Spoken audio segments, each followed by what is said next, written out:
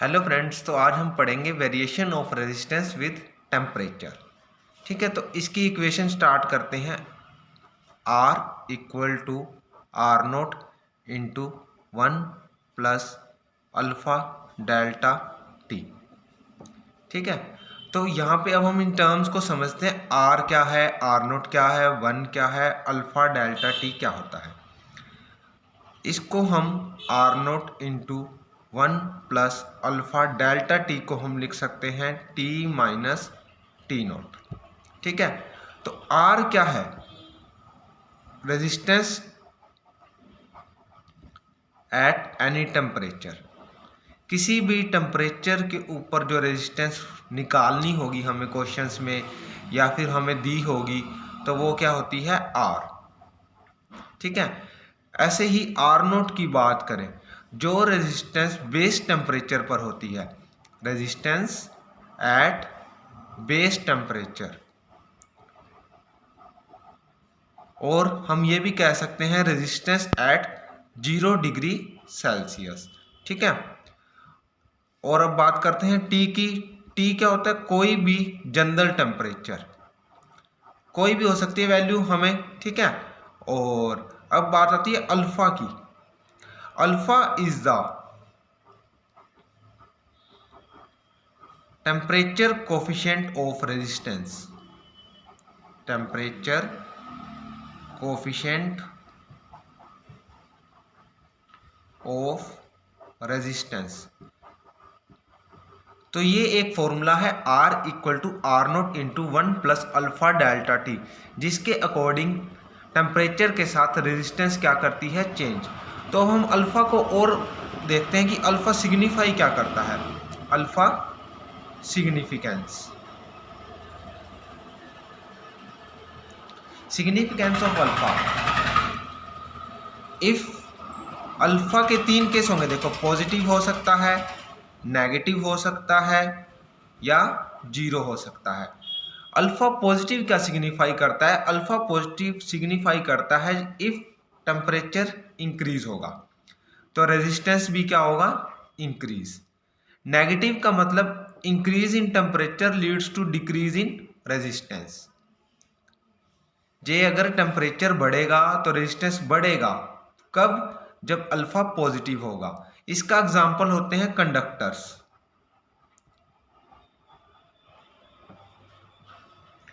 और alpha negative है, temperature बढ़ने पर रेजिस्टेंस क्या होगा, कम होगा। इसका एग्जाम्पल है सेमीकंडक्टर्स। अब एक कॉमन केस और है, अल्फा जब 0 होगा। अल्फा 0 का मतलब है टेम्परेचर के चेंज होने के साथ, टेम्परेचर के चेंज होने के साथ रेजिस्टेंस के ऊपर कोई इफेक्ट नहीं पड़ेगा। इसका एग्जाम्पल है एलॉयज। ठीक है, तो अल्फा पॉजिटिव है तो resistance directly proportional to temperature, alpha negative है तो resistance inversely proportional to temperature, and alpha is 0 then temperature change in temperature has no effect on resistance. इसका एग्जांपल है एलॉयज। तो हम इसका एक ग्राफ देखते हैं।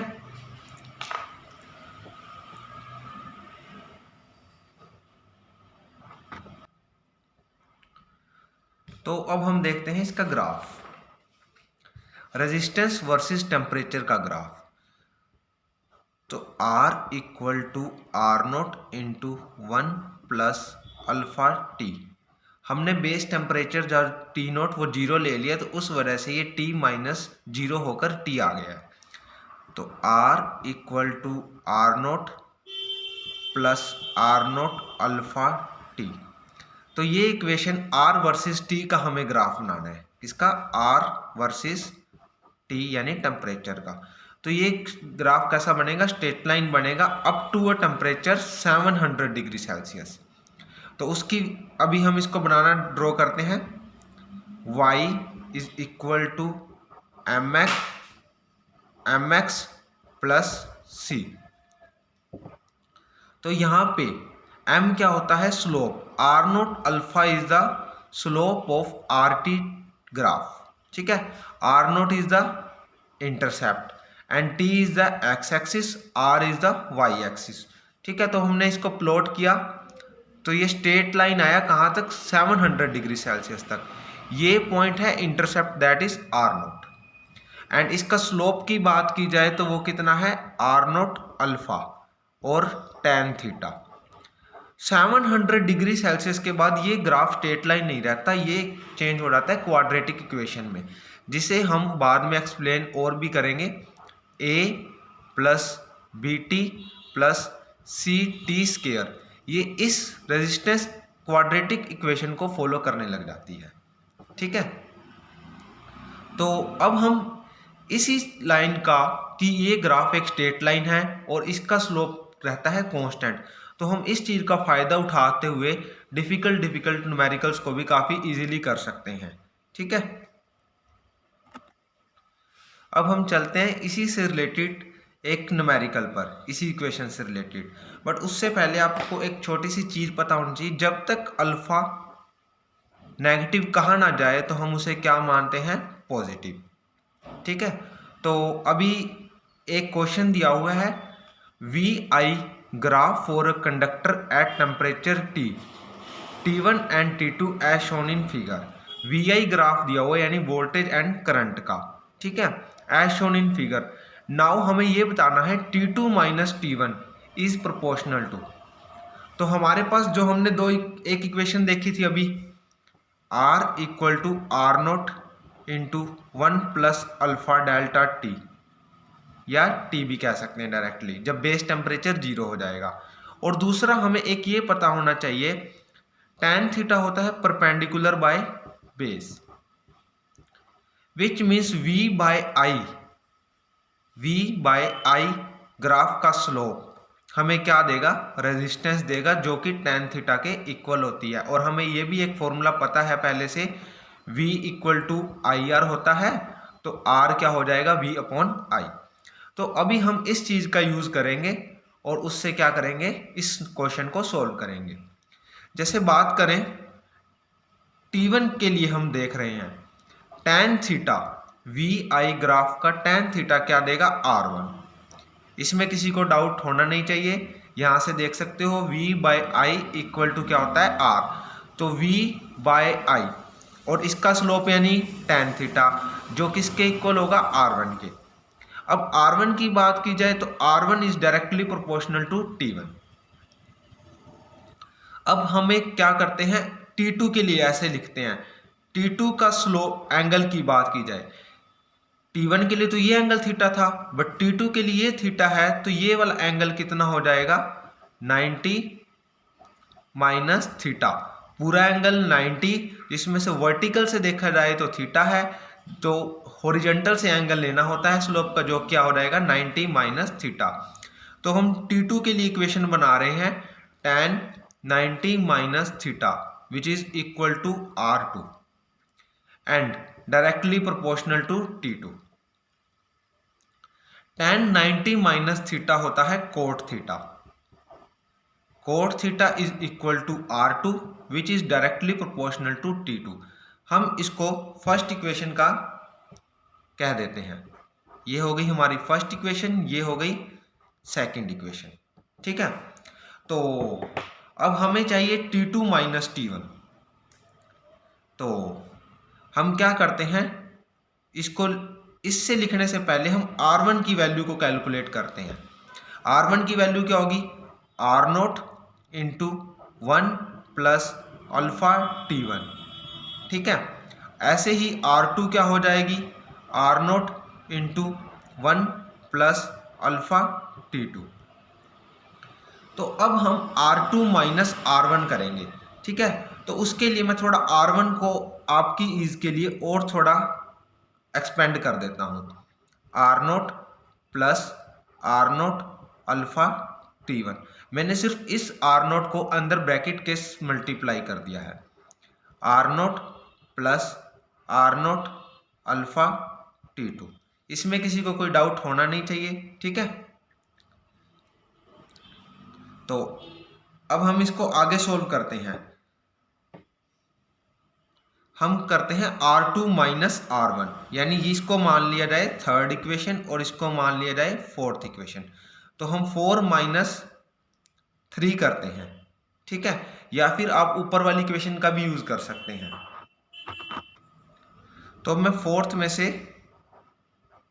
थर्ड इक्वेशन को क्या कर रहा हूं, सबट्रैक्ट कर रहा हूं। तो R2 माइनस R1, जब राइट हैंड साइड ये वाली इसमें से ये माइनस होगी तो R नोट क्या हो जाएगा, कैंसिल हो जाएगा। R note minus R note cancel हो जाएगा, तो बचेगा क्या, सिर्फ R naught alpha T2 minus T1, ठीक है। ये इक्वल का निशान है, हम इसको चेंज करने के लिए क्या करेंगे, प्रोपोर्शनैलिटी कांस्टेंट का साइन लगा देंगे। तो T2 माइनस T1, जब प्रोपोर्शनैलिटी का साइन आ जाएगा तो R2 minus R1 equal to R naught alpha T2 minus T1।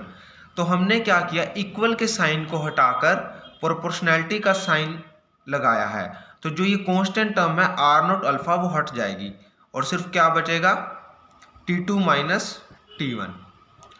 तो अभी हमने एक ऊपर भी इक्वेशन देखी थी, एक तो ये होगी R2 minus R1 directly proportional to T2 minus T1। ऐसे ही हम फर्स्ट और सेकंड इक्वेशन को देखें, सेकंड में से 1 को माइनस किया जाए तो क्या आ जाएगा, T2 माइनस T1, और ये कह सकते हैं R2 minus R1 coat theta minus tan theta. तो R2 माइनस R1 की जगह मैं लिख रहा हूं cot theta minus tan theta, which is directly proportional to T2 minus T1। Cot theta को लिख सकते हैं हम cos theta by sine theta, tan theta को लिख सकते हैं हम sine theta by cos theta, directly proportional to T2 minus T1। तो अब हम क्या करेंगे, इसका एलसीएम लेंगे, sine theta cos theta, LCM क्या हो जाएगा, साइन थीटा कोस थीटा, और यहां पर क्या आ जाएगा, देखो एलसीएम लेंगे, साइन थीटा वहां है तो बचा क्या, cos square theta minus sine square theta, directly proportional to T2 minus T1, ठीक है। अब मैंने इसको सोल्व करने के लिए क्या किया, 2 से ऊपर मल्टीप्लाई कर दिया और 2 से नीचे, और बट उससे पहले आपको ये पता होना चाहिए cos square minus sine square theta होता है कोस 2 थीटा। एंड अब मैंने क्या किया, इसको sine theta by cos theta directly proportional to T2 minus T1, 2 से क्या किया मल्टीप्लाई एंड 2 से ही क्या किया divide,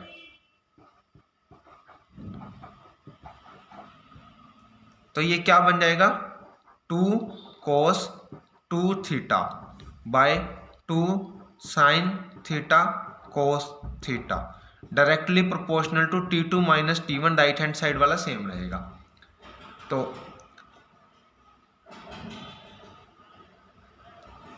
2 sine theta cos theta होता है sine 2 theta cos 2 theta by sine 2 theta directly proportional to T2 minus T1।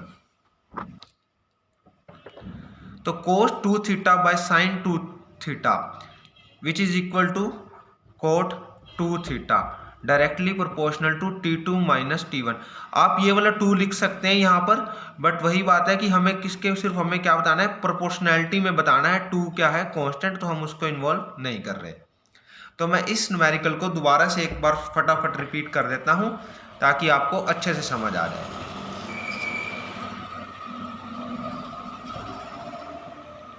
सबसे पहले हम दोबारा से क्वेश्चन रीड करते हैं। VI graph for a conductor at temperature T1 and T2 as shown in figure. तो हमें अब बताना है T2 minus T1 is proportional to, ठीक है। अभी मैंने एक चीज स्टार्टिंग में बताई थी, अल्फा जब तक कुछ नेगेटिव वगैरह कहा ना जाए तो हमें क्या लेना है, पॉजिटिव लेना है। तो और VI ग्राफ का स्लोप देता है resistance tan theta is equal to R1 which is directly proportional to T1। Second के लिए बात करेंगे tan इस ग्राफ के लिए T2 के लिए tan 90 minus theta is equal to R2 directly proportional to T2। tan 90 minus theta होता है cot theta is equal to R2 directly proportional to T2। ये फर्स्ट इक्वेशन हो गई, ये सेकंड। तो हम 2 में से 1 को माइनस करेंगे तो आएगा R2 minus R1 equal to cot theta minus tan theta. ठीक है, और अब हम एक इक्वेशन और भी पढ़ चुके हैं R1 वाली, R1 is equal to R0 into 1 plus alpha T1। Same ऐसे ही R2 के लिए होगी, R2 is equal to R0 into 1 plus alpha T2। और जो राइट साइड में ये लिखा हुआ है ये सिर्फ मैंने ब्रैकेट के साथ R0 की मल्टीप्लाई की है। R0 into 1 is R0, R0 into alpha T1 is R0 alpha T1। ऐसे ही मैंने R2 के लिए किया है। अब मैंने फोर्थ इक्वेशन में से थर्ड को माइनस किया तो मेरे पास आया R2 minus R1 equal to R0 alpha T2 minus T1। But मुझे क्या चाहिए, प्रोपोर्शनैलिटी चाहिए ओनली, तो मैंने R0 अल्फा जो कांस्टेंट टर्म्स थी उसको हटा दिया है। R2 minus R1, R2 minus R1 R0 alpha into T2 minus T1। तो R2 minus R1 directly proportional to हो जाएगा T2 माइनस T1। और हमने जब सेकंड में से फर्स्ट इक्वेशन को माइनस किया था R2 माइनस R1 वो आया था cot theta minus tan theta is directly proportional to T2 minus T1। Cot theta को लिख सकते हैं cos theta by sine theta minus tan theta को लिख सकते हैं sine theta by cos theta directly proportional to T2 minus T1।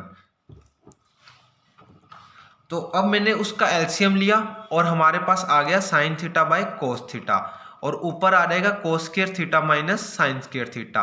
Right side वाला T2 minus T1 को डायरेक्टली प्रोपोर्शनल में रहेगा। कोस square theta minus sine square theta जो कि होता है कोस 2 थीटा के equal. Sign theta by cos theta को सेम लिखा मैंने। अब एक आइडेंटिटी बनाने के लिए क्या किया, 2 से मल्टीप्लाई किया, इस इक्वेशन को 2 से डिवाइड किया। तो उससे कोई वैसे मैथ्स पे तो कोई फर्क नहीं पड़ेगा बट हमारी आइडेंटिटी बन जाएगी 2 साइन थीटा कोस थीटा जो बन जाएगा sine 2 theta. 2 sine theta cos theta which is equal to sine 2 theta. Cos 2 theta by sine 2 theta जो कि होता है कोट 2 थीटा के इक्वल, यानी T2 माइनस T1 किसके इक्वल आ गया है, कोट 2 थीटा के डायरेक्टली प्रोपोर्शनल आ गया है, जो कि हमारा इस क्वेश्चन में थर्ड ऑप्शन था। ठीक है, तो अभी आपको VI का स्लोप तो सभी को पता है कि क्या देता है, रेजिस्टेंस देता है। तो अभी मैं एक क्वेश्चन और करवाता हूं। तो अब ये सेम क्वेश्चन, दिखने में क्वेश्चन क्या है सेम, बट ध्यान से देखेंगे तो ये IV ग्राफ है ना कि VI। तो VI का स्लोप देता है हमें रेजिस्टेंस, ठीक है, तो बट ये कौन सा है, IV का स्लोप देगा हमें 1/R। यानी इस केस में बात करें R1 प्रोपोर्शनल टू है T1, ठीक है, बट स्लोप क्या हो चुका है, अपोजिट, यानी क्योंकि ये ग्राफ कौन सा था, IV। ठीक है, तो हम इसको सोल्व करेंगे, सिंपली आंसर आएगा same, T1 minus T2 directly proportional to cot 2 theta. बस इस केस में क्या हो जाएगा, T1 ज़्यादा हो जाएगा, उस केस में T2 ज़्यादा था, क्योंकि वो VI का स्लोप था और ये IV का स्लोप है। तो इस प्रॉब्लम को आप खुद अपने आप से ट्राई करेंगे, जिसका आंसर सेम आएगा, बट सिर्फ T2 माइनस T1 की जगह क्या हो जाएगा, T1 माइनस T2 हो जाएगा। ठीक है, तो अभी हम एक नेक्स्ट प्रॉब्लम टेक्निक पे चलते हैं। हमें क्या दिया होता है, अलग अलग टेम्परेचर्स के ऊपर रेजिस्टेंस की कुछ वैल्यूज दी होती हैं, उन रेजिस्टेंस को सोल्व करना सीखेंगे हम। ठीक है, उसके दो मेथड है, एक लॉन्ग मेथड है जो हम कॉमनली यूज करते हैं और एक शॉर्ट मेथड है। तो मैं आपको शॉर्ट मेथड बताऊंगा जिससे आपके बहुत सारे न्यूमेरिकल्स जल्दी जल्दी सोल्व हो जाएंगे। गाइज ये वीडियो ज़्यादा लंबी ना हो इसलिए हम इस टॉपिक को नेक्स्ट वीडियो में करते हैं। इतने आप मुझे इस प्रॉब्लम का सॉल्यूशन करके कमेंट बॉक्स में बताएं ये आंसर आपसे सॉल्व हुआ या नहीं हुआ। ठीक है, तो अब हम मिलते हैं नेक्स्ट वीडियो में। Thank you for watching.